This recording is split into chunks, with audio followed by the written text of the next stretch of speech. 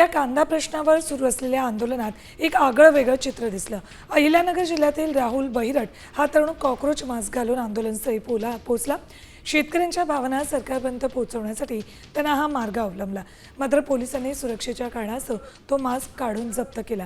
या कारवाईमुळे तरुण भावूक झाला आणि त्याला अश्रू अनावर झाले।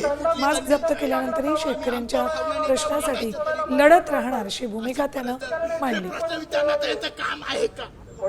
प्रश्न माझा या प्रशासनाला आहे, इतर तर काय माझा शेतकरी दिवस रात्र काय प्रश्न पूर्ण करायचं कसं, त्यांचा संसार प्रपंच उभा करायचा कसा, गेल्या 25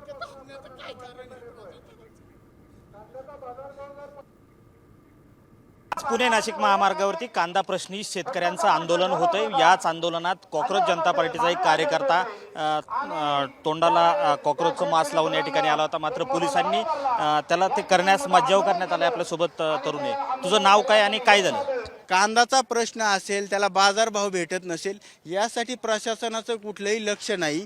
पण एक छोटीशी गोष्ट कुठली जर आम्ही निषेध करायचा ठरवलं, पण त्यासुद्धा ते गोष्ट सुद्धा दाबून टाकण्याचं काम या सरकारनं केले। आज एक मेलोडीची किंमत 1 रुपया आहे आणि आमचा कांदा 50 पैसे किलोने विकल्या जातोय आणि हे जुलमी सरकार, जुलमी प्रशासन आम्हाला दाबण्याचा प्रयत्न करतंय।